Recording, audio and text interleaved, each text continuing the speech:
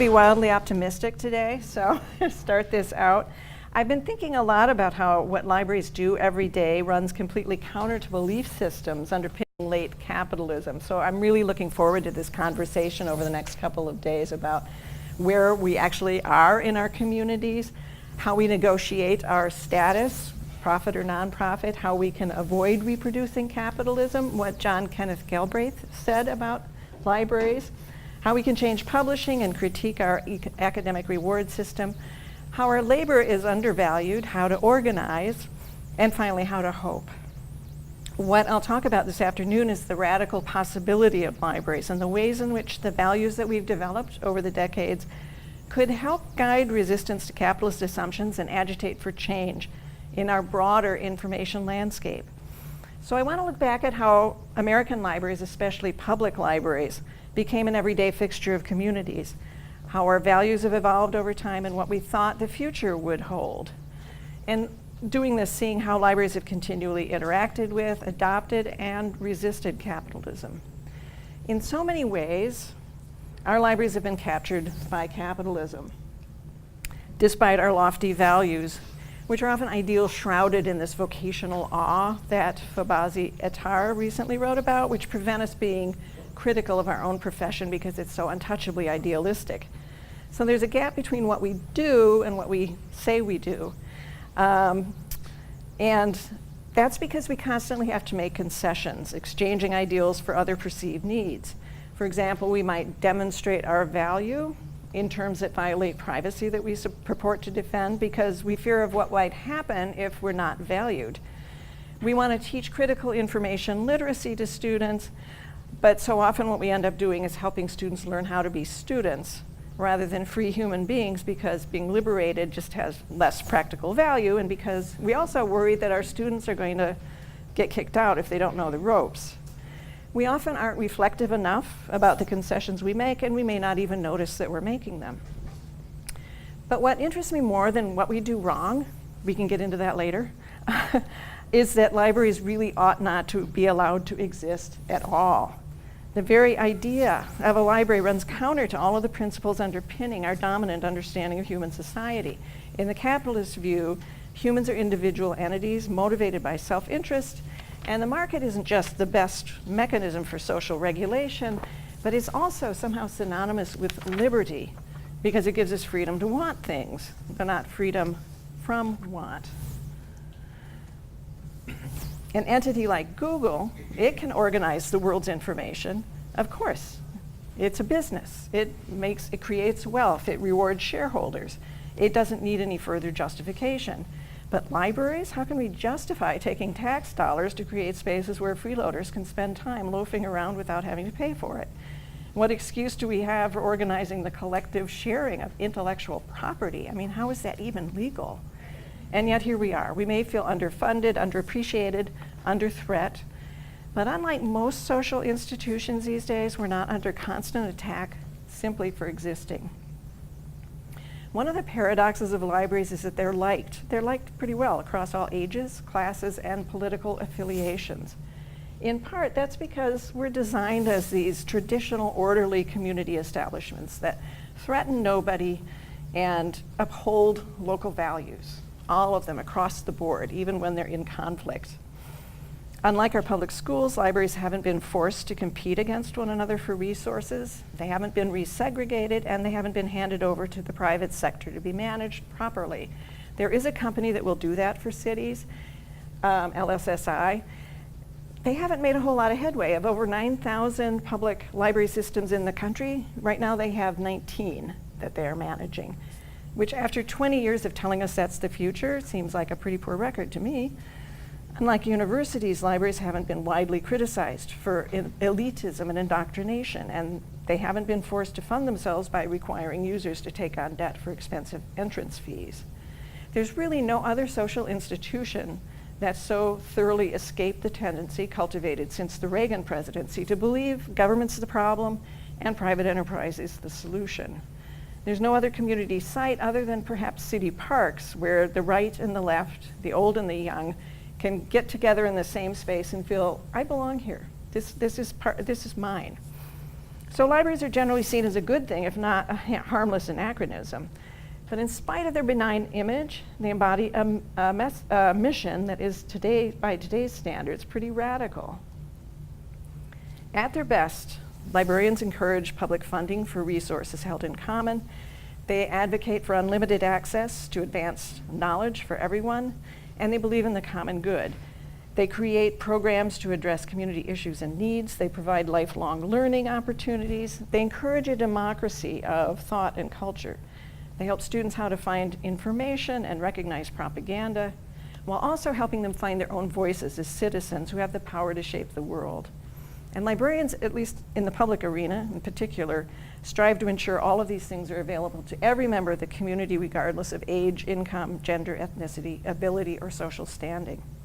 So these values bundled up in this traditional, seemingly unthreatened package present, I think, a pretty powerful antidote to market fundamentalism that has so thoroughly infiltrated tech culture, our information industries, our political discourse, and the public sphere in recent decades. Lord knows libraries have not ever been immune from systems of social injustice or the influence of market-based philosophies. But their very existence, I think, reminds us that as a society we have the capacity and the will to establish community-owned platforms for the public good rather than for profit. That it's possible to nurture civic conversations that can open borders between polarized groups, that knowledge is best treated as a common good rather than corporate property, and that sharing need not be paid for by revealing every detail of your personal life to a data miners. Another world is possible, and it's really just, there's a model of it just down the street. This really should not be possible because we live in a world increasingly marked by precarious employment, disproportionate power held by monopolies, wealth concentrated at the top, and relationships in our communities fraying as our nation becomes more diverse. In short, it's a lot like the decades during which American public libraries were founded and began to spread. There's so many parallels, it's kind of funny. During the Gilded Age, large corporations owned by the super rich got the power to shape society and fundamentally change the lives of ordinary people. New communication technologies, industrial processes, and data-driven management methods combined to draw workers into de-skilled jobs. Laborers who could take pride in their work had lost the sense of agency as they became cogs in a Tayloristic machine that treated workers as interchangeable parts. There were more consumer goods on the market, but prosperity was an illusion for most people. Mass layoffs were common. Workers who organized were violently rebuffed by the state and business interests working together. Large companies grew even larger through consolidation and mergers. The states engaged in wars that were supported by false and hyped media reports. Panics driven by dubious global financial dealings and bank failures were followed by years of economic depression. The gap between rich and poor grew with these unprecedented wealth up at the top. The changes weren't all economic. Gender roles were being redefined as women began to live and work independently. A wave of immigration changed National Geographics. Native-born whites felt threatened, promoting a nativist backlash. And of course, it wasn't just immigrants. During this era, the hard-won rights of emancipated African Americans were systematically rolled back. And indigenous people faced broken treaties, seized land, military suppression, and forced assimilation. So it all sounds really very familiar. But what was it in that froth of conflict that gave rise to the American Public Library? A publicly supported cultural institution, free to all members of the community. And how did that emerge to become such a staple of community life? How did we come by our values through that process? Well, a couple of them came along quite early on. In the mid-19th century, the idea of providing libraries to the public was embraced by the Bill Gates of the day, wealthy people who used philanthropy to stamp their good works with a particular worldview, one that included contradictions that we still experience. So the library was to be free to all and dedicated to the advancement of learning, core values that go way back, but it was a civilizing mission that was intended to enhance the workforce, mold new Americans to a common culture, and ensure public order. So large public libraries have these sumptuous surroundings which have this mixed message. One is, gee, every person has a right to the people's palace. You deserve this. But also, on these terms, this is what we expect you to become. They had to accept the library's civilizing mission, which at that time included very limited opening hours, closed stacks, and highly curated reading materials designed to foster a singular American identity. Now, of course, the person who we most associate with public libraries was Andrew Carnegie. Between 1887 and 1917, about half of the public libraries built in the United States were partially funded by his philanthropy. Like Silicon Valley entrepreneurs, Carnegie believed that his fortune was the result of his intelligence and his hard work. In this essay, The Gospel of Wealth, he argued the superiority of the self-made mega-rich endowed them uniquely with the capacity to make wise decisions for the deserving poor. He rejected the grandeur of the great public libraries, like the one over on Fifth Avenue over here. He wanted things that were a little bit more down to earth. So he tended to fund things like urban branches and libraries in small communities where the elites were middle-class businessmen. And he wanted them to be free to all, but he made concessions in the South where they were not. He did fund a handful of colored branches, but otherwise they were segregated. His project was designed to operate on this industrial scale, establishing libraries throughout the country using a common set of design standards and processes. And this aligned pretty well with our early thought leaders, whatever they called themselves at the time, where they had some interesting ideas about libraries. John Cotton Dana argued libraries should reject fashioning themselves as a temple or a cathedral and instead be modeled on the workshop, the factory, the office building.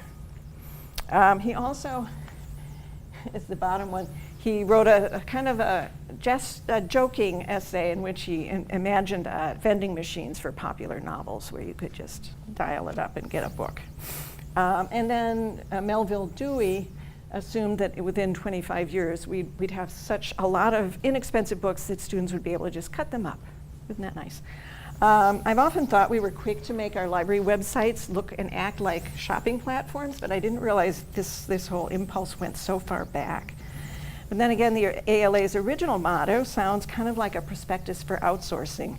The best reading for the greatest number at the least cost, which was adopted in 1892 and oddly enough reinstated in 1988. I don't know the history of that, but it's interesting.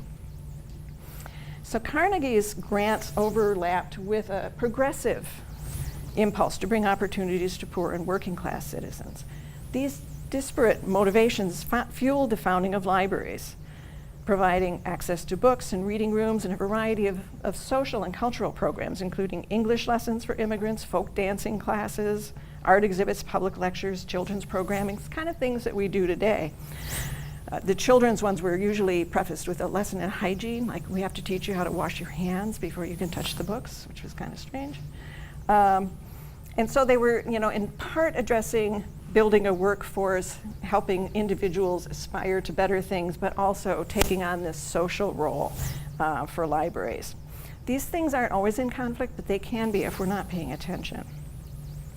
Carnegie got a lot of credit for libraries, but it was really women who made libraries, public libraries, happen in a big way. Women's clubs eventually were responsible for starting as many as 3/4 of the nation's public libraries. And they could get away with it because at the time there was a sense of two spheres. The male sphere was, to do with money, business, making war, that sort of thing. And the women's sphere had to do with domestic things, families, children, which expanded just a little bit to include things like jobs involving promoting culture, social welfare, and the care of children. So education, nursing, social work, and librarianship offered women the chance to do paid work in public venues that didn't violate the boundaries of the male sphere, but gave women meaningful roles in shaping society, sometimes in subversive ways. So public libraries developed their values in parallel to the settlement movement, which was also led by women, shifting from cultural uplift to becoming neighborhood-based social centers. And then this continued in the Depression with the WPA library programs, which built over 200 libraries, employed 14,000 people, and included people who would ride books up into the Kentucky mountains to deliver books to places that had never had libraries before. Now, intellectual freedom was not a thing that librarians talked about back in the day. In fact, librarians often thought their job was to restrict reading, to just guide people to the best books, which meant censoring reading that was not improving. So many public libraries kept dangerous books in places called things like the Inferno and the Purgatory Shelf. I worked in a public library in Kentucky many, many years ago, briefly, and came across a shelf list card for a book that was located in the closet. Nobody knew where the closet was at that time, but something, they had a closet for them. I think that changed as people made it clear that they wanted a greater democracy of reading tastes represented in their libraries, and maybe that helped set up the ALA to adopt the Library Bill of Rights in 1939, which we all know about. Now we look back, and think of this as being a natural progression. In fact, there was not a clear consensus that fascism was a bad thing in the United States in the 1930s. This was happening right across the river over here.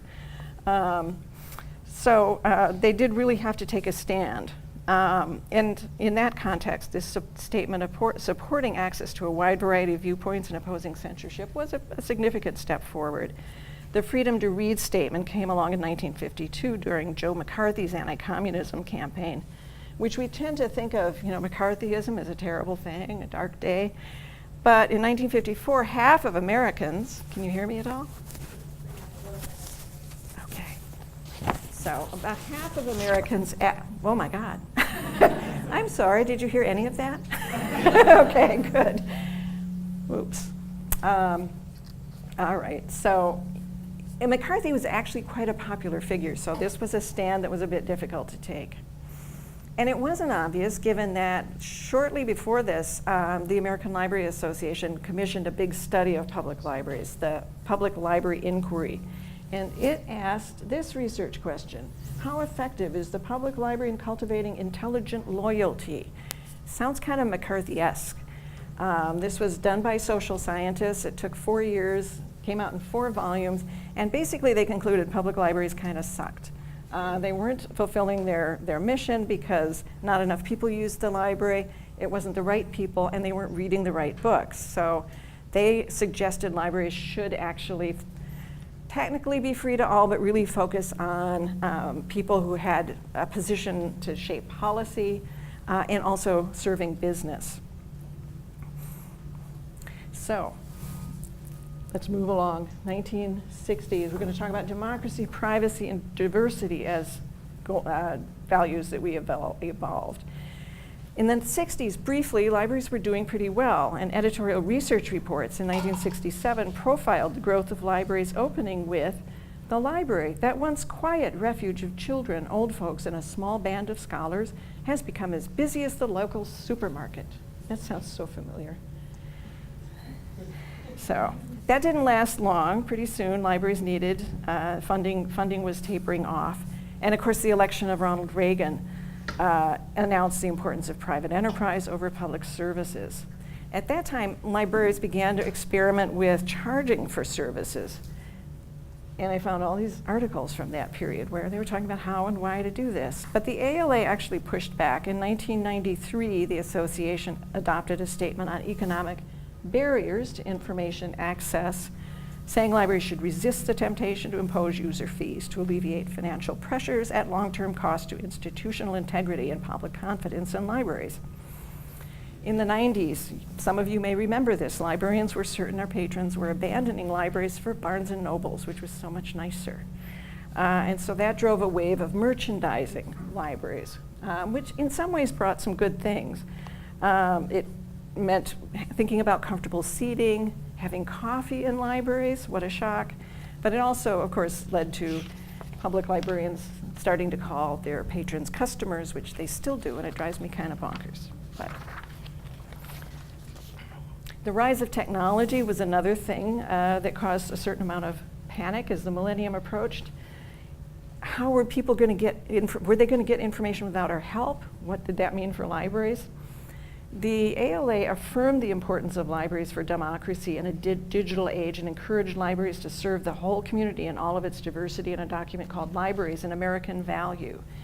And then a few years later, after the 9/11 attack, we had another challenge, and this is where the promoting privacy became a big public stance. This was when the FBI was complaining that we were radical militants trying to shut down their attempts to keep us all safe. So this is sort of where some of our values have come from in the past, right? Let's switch over to the rise of tech culture. And in the 1996 Declaration of the Independence of Cyberspace, John Perry Barlow argued that governments, by definition tyrannical, had no jurisdiction over cyberspace, which had just somehow arisen sui generis, just organically. There was no public investment, no actual labor involved. It just happened. And he also brought to this kind of libertarian faith that people were going to get along so long as there weren't any rules. And he said this is how he thought about it. This is a world where everybody is going to be equal. They'll be able to say whatever they want, and we'll just figure it out, right? And we all know how that's turned out. Right from the start, freedom on the internet has always been defined as freedom from, not freedom to. And while it's not stated, a sense is sort of in here that everybody's equal. Everybody starts out on the same plan. This is a meritocracy, right?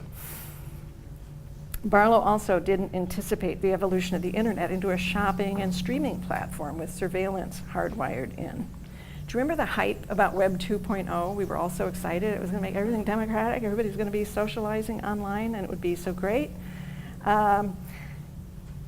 It was also, that was folded into this view in which capitalism, freed of government regulation and outdated management practices, would allow a new meritocracy of mostly white, mostly male entrepreneurs to radically change society because they could. This is the kind of hubris that has allowed Ben who made his fortune on Icahn Has Cheeseburger. He bought it and he made a whole bunch of a media empire out of Icahn Has Cheeseburger. And now he's designing cities from the ground up, from the internet up, because who needs expertise when you can make lolcats make money, right? So it's this 21st century version of Andrew Carnegie's Gospel of Wealth. It's a sign of superiority. It gives the anointed few the opportunity to make decisions for the rest of us. What we call the tech industry is really just entrepreneurs with buckets of venture capital using the advantages they have to dominate markets by casualizing labor and evading regulations, standards, and social norms. And then things get really spooky with the rise of surveillance capitalism. Once you get big data, that allows information to be gathered in real time in enormous amounts with fine granularity and processed quickly, which enables things that we never dreamed of before we had a chance to say no. So we went innocently enough into Web 2.0 without realizing what was happening at the back end. It seemed okay to pay for these free platforms with a few ads, but we didn't realize that we were enabling lifelong ubiquitous data mining. And this developed in step with state surveillance. Soon after 9/11, the government very excitedly announced total information awareness. They were so excited they were going to be able to watch everything. And people said, hang on, no, we don't like that. The next year, Facebook launched, and that seemed to change the way that people thought about surveillance and kind of set people up to think that it was, if not a good thing, it was at least inevitable, right? And so we continually allowed these two things to kind of erode our privacy. Zainab Tufekci has said we're building a dystopia just to make people click on ads. And to some extent, that's true. Twitter, Facebook, and Google seem as shallow as John Perry Barlow when it comes to understanding society. And they're shocked to find out that there are naughty people out there messing everything up for everybody. But this dystopia is also not just built on ads, it's built on this vacuum left where there's no ethical basis for a company or a state's actions other than innovation, growth, power, and profit. Back in the day, Carnegie had a selfish interest. in building a better workforce and a more stable society through libraries, confident that he was positioned to decide what was good for society. But he built public support for libraries into his plans, knowing that the reliance on gifts and volunteerism would not be sustainable. Local control over those libraries and the evolution of values in our profession over 150 years has given librarians a perspective that I think needs to be applied to our current information environment. Let's ask hard questions. Let's promote our values as guideposts for this terrible bind we're in, where all of this behavioral data can be combined with where we are, who we associate with, all kinds of information about us. Let's see if we can't use our values to get us out of this bind. And let's take this message beyond libraries. I'm not saying librarians are like exceptional superhero people, like we're really special. We don't live up to our aspirations. We value diversity, but we can't seem to figure out how to welcome librarians of color into our profession, which is still 87% white. We value privacy, but we allow Amazon to track readers who check out books from the library through licensing. And we put social media links on our sites, which are really surveillance beacons for Facebook and Twitter.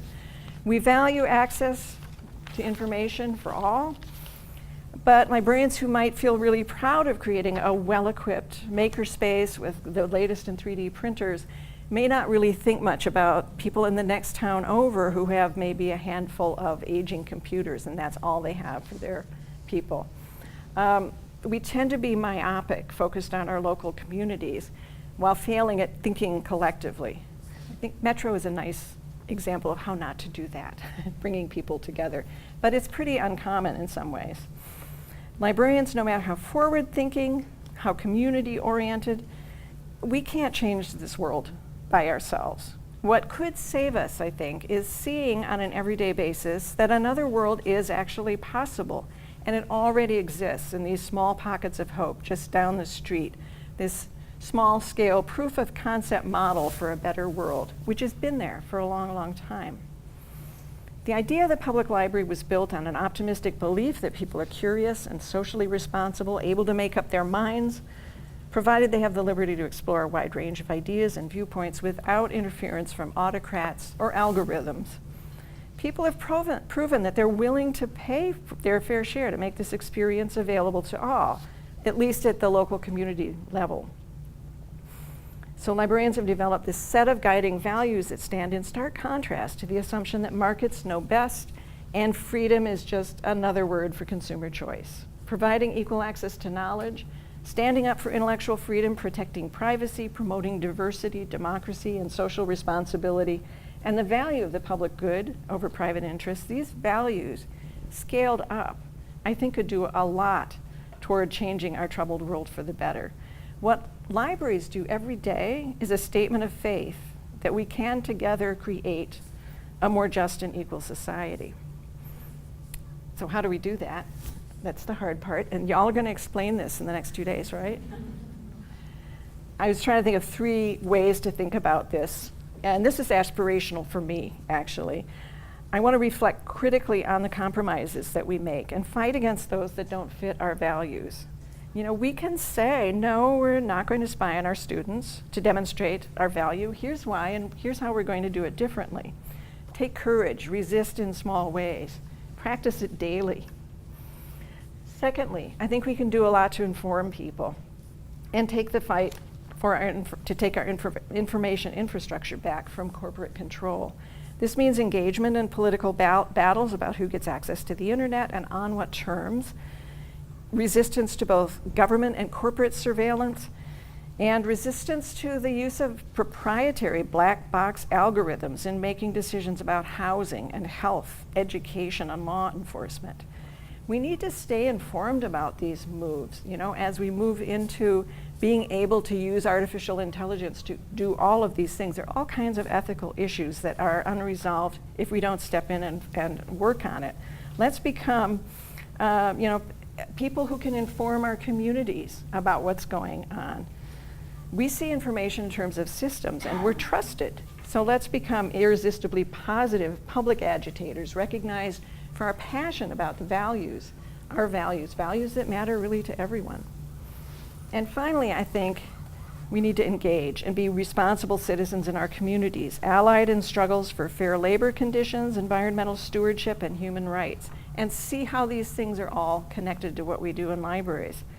We spend so much time talking to each other, to other librarians. If we took half of that time and we spent it talking beyond libraries, maybe we'd get somewhere. And I say that for myself. If I talk to my faculty as much as I talk to other librarians about open access, I might be getting somewhere. If I went into my community to do a workshop on privacy and how they can protect themselves, that might be really valuable for my neighbors. I don't know about you, I find this really kind of difficult. It's outside my comfort zone. It's not what my workplace expects of me. It kind of makes me nervous to step out and do this stuff, but it's worth it because our values are about so much more than libraries, and they could do a lot of good if we were able to apply them more widely. I think there's hunger for this kind of change. Ursula Le Guin, who sadly died last week, said this at National Book Awards. We live in capitalism. Its power seems inescapable. So did the divine right of kings. Any human power can be resisted and changed by human beings. Resistance and change often begins in art, and very often in our art, the art of words. She was speaking to other authors and encouraging them to do this work. For us, I think it begins in our values, our care, our compassion, our belief in our own responsibility for the public good. As a profession, we've had a century and a half to evolve this set of values that we hold. Google and Facebook have been in existence for less than 20 years.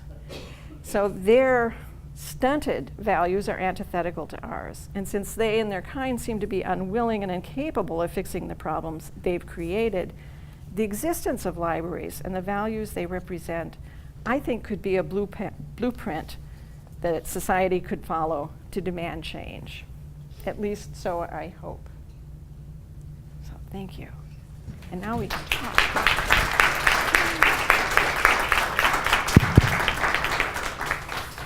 Sorry about the mic. Shall we talk about I don't know if that seems just ridiculously optimistic to people, but I still think it's kind of amazing that we have public libraries and we have them all over the place and everybody assumes that's normal. We don't have too many places like that.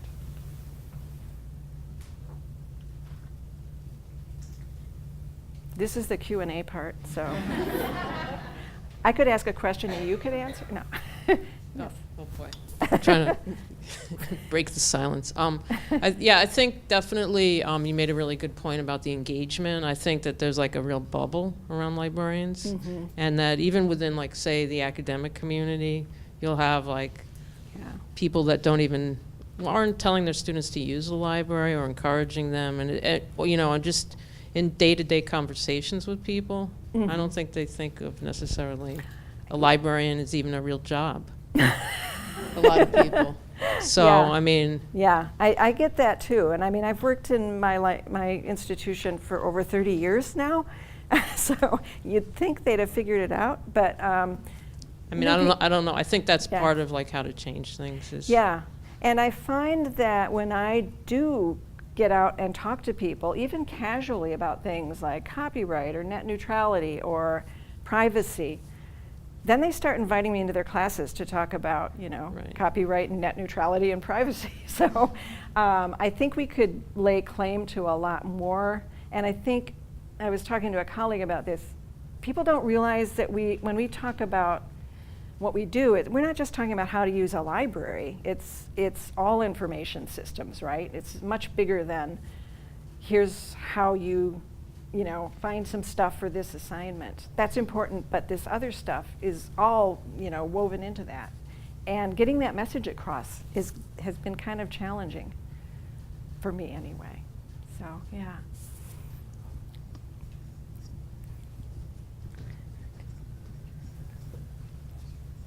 Thanks for a great talk, and I appreciate the that call to take our values and make them material, make them actual and happen in the world. And my ears perked up at the idea of libraries taking our infrastructure back from corporate control. That seems like a totally critical thing to do at all sort of scales and all kinds of infrastructures. But then I'm thinking about how hard it is in my library to change the batteries in the wall clock. You know what I mean? like just to get the copy machine to turn on when we open, you know, things like that. So any thoughts you have on how to take such a big project and begin to take bites at it sort of collectively? Yeah, I mean, I don't think we're going to answer these questions or change the world by ourselves, but to kind of keep talking about these issues and also amplifying the voices of people who are actually working on this stuff. So like trying to help communities fight for a municipal broadband. You know, there's a lot of communities have tried to do that and have been defeated by Comcast and others coming in and just making it really difficult. We could be really good allies in that and kind of point out, well, look, libraries exist. They're not so bad. They haven't, you know, wrecked bookstores. They're, you know, this is actually a valuable thing. And we can do it, because look, we've been doing it for years and years. So that kind of thing. I read the mayor here is doing a thing where they're going to be trying to look at some of the systems they used and do more auditing of these black box algorithms. I mean, just saying we're going to do that, I think, is a wonderful challenge to these companies that assume they're going to get away with this forever. So, you know, continuing to do that on our own, if those of us who are on campus is pushing back against attempts to bring those things in, you know, like just questioning, where did this come from? How does it work? Can we look inside? And, you know, really kind of being advocates for not doing things that we don't have control over. I don't know how to do any of this stuff myself. You know, I don't know anything about artificial intelligence. I noticed University of Rhode Island is just opening an AI lab in the library. And in the coverage, at least, they were saying, because we want everybody to kind of understand this and have a chance to be part of it if they want to, and that we're really looking to not make this a secret black box recipes for some people controlling other people. So we're not in a position to do that in my library with our 6 librarians, none of whom know a thing about it, but just saying, you know, this is the kind of role libraries have or could have, or this is a space that you could come in and work on these problems with us on, and make it more of a public project. That's the kind of thing I'm thinking of. It is really daunting, but I think, you know, the little things that we do can add up, even if we're not able to take over the whole system. I had a question on privacy stuff. So at my institution, I've started in conversation with we have an entire department for assessment. I'm at Penn State, so it's very big, and we have lots of departments. And our assessment department so the university is revising and redoing its privacy policy, which is actually not all bad. And I came in with so what's our privacy policy? Let's talk about our privacy policy. So anyway, I've ended up in these conversations, and I'm finding that I'm kind of getting tapped, and we're going to be taking or rather the assessment people are going to be taking stuff about these learning outcomes assessments that are, you know, increasing surveillance and such we have a library advisory board of students. And I'm trying to figure out, like, and they've asked, like, so, you know, what can we present to them on the privacy side? Like, here's what we can present very easily what these assessments can do, what, you know, all this stuff. But what do we present on the privacy side? And I'm just like, oh, I mean, I could tell you lots of terrifying stuff, but I don't want to come in and be like, I don't want to come in and seem so hyper whatever that, you know, it scares the students off and they're like, oh, she's catastrophizing or something like that. But how do you think reflectively about introducing it with students? I actually find students a little more open to being concerned about it than a lot of older people. I mean, partly because it's their lives we're messing with. But I know what you mean, because they can also very, very easily, people will say, you're just, you know, why are you so big on that? Yeah, or it won't happen to me. So I don't know. I really like Audrey Waters' Hack Education website and blog and some of the stuff she talks about, because I think she does a really good job of both watching what's going on in that space, but also commenting on it and historicizing it and making it pointing out the things we need to be concerned about. I think, yeah.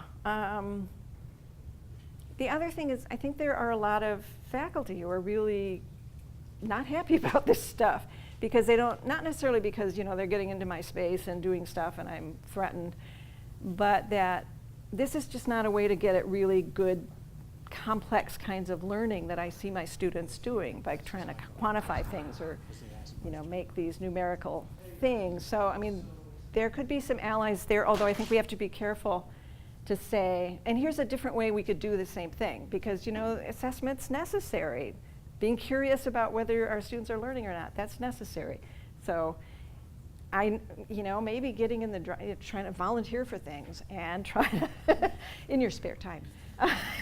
But, you know, actually being involved in some of these conversations can help, because then you can mediate between assessment's evil, we're not doing it, I don't want to do it, and the people who are like, well, it's not only necessary, but we just bought this wonderful machine that will do it for us. And somehow bring our values to bear on that question, while also acknowledging there's some really interesting questions about learning we need to be, you know, focusing on to try to steer it in a healthier direction. So you're doing all the right things, I think. Hi, Barbara. I really appreciated your kind of reminding us where we came from, if you will, and the emergence of public libraries. It's interesting to think about the emergence of academic libraries, which is not that track at all. And that's why I stuck with the public ones, but yeah. And to sort of think about whether we're in the same profession at all. But having said that, I think one of the things I'd be interested in you trying to address a little bit is, it seems to me that you told a story of professional values, which may or may not be the story of institutional values. Right. And so particularly I'm thinking about things like, the reality is, while you mentioned the challenges we have with diversity at the professional level in libraries, if you look at the staff level, there's plenty of diversity. And yet we don't have pathways to professionalism for staff who are interested in that. And do we actually invite the staff to hold the same values that we do? So for example, I'm thinking not in the library at the University of Chicago, the staff member who was informed that she didn't want to promote Bannon, and she was informed that she has no freedom of speech because she's staff, not faculty. Now, this was not in the library, but Right. Likewise, in academic libraries, we increasingly have professionals who are not librarian professionals who bring their own set of values. So I guess I would like you to just push against that a little bit of how do we make our professional values our organizational values? Right. That is such a good, you always ask the hard questions. I think that kind of gets at that problem of the vocational awe, like, oh, we're so wonderful, we're not even going to talk about how wonderful, you know, it's just, it's there. I think we need to have these, I think we need to fight for this in our libraries, in our organizations, and try to change our organizational structures. It's really hard in an age of austerity to do this. In my library, we've done a lot to bring staff into the discussions about, you know, the future of the, what are we doing? What are we doing with the budget? How are we going to do these things? And having conversations about values, basically. So I think we're, you know, at least on the same page, but we've been really unable to budge that path to promotion situation for them. So at the very least, we're talking about and acknowledging it, and like setting aside some staff development money so that they'll be able to go to conferences and things. So there's little ways to build in a recognition of the inequality while also not necessarily being able to fully carry out what we need to do. I think we need to look really hard at institutional structures, actually in libraries, that where we aren't honoring any of these values in so many cases. I said we shouldn't just talk to librarians, but actually maybe we should talk, but to the librarians who aren't, you know, somehow, who may be consciously or unconsciously working against these values in our own space. I hear stories about people in libraries where they're not allowed to do this or to do that, or they can't step out and talk to people, and I just, what? And that's, you know, I'm at an institution that is very Scandinavian, egalitarian, you know, and it's very small, you know, so we can get away with doing some of this stuff. It's not, Our staff is not diverse that much, but because we are in a small rural Minnesota community. But that has enabled us, I think, to reimagine how a library could be organized, so we don't have a library director and stuff like that. You can do that sort of thing, but I think we have to just be aware. I think there's two things. One is to be really conscious of what do values mean in action, and what things that happen in our libraries violate those values, and finding ways to point that out. And then there was another thing I was going to say. Shoot, I had the answer and it went away from me.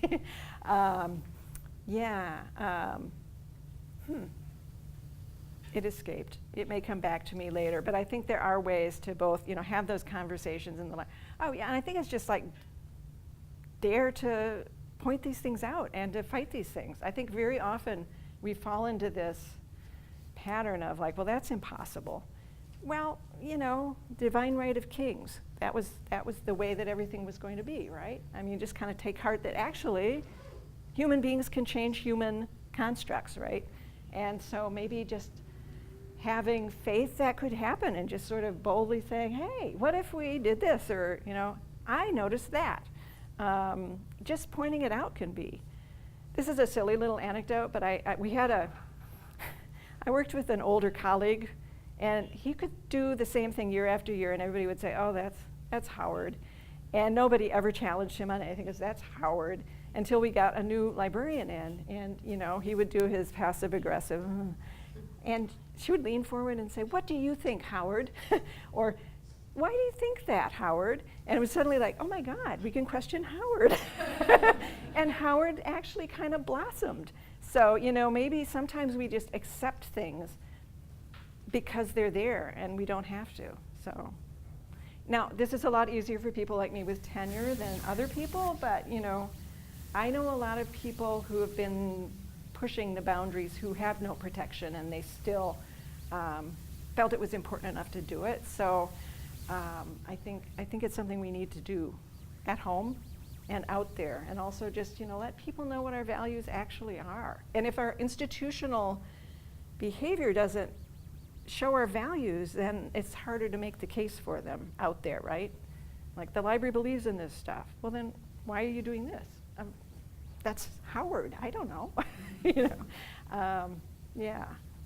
So somehow trying to make our organizations as outward-facing, as advocate-oriented, and as principled as we would like, I think, is important.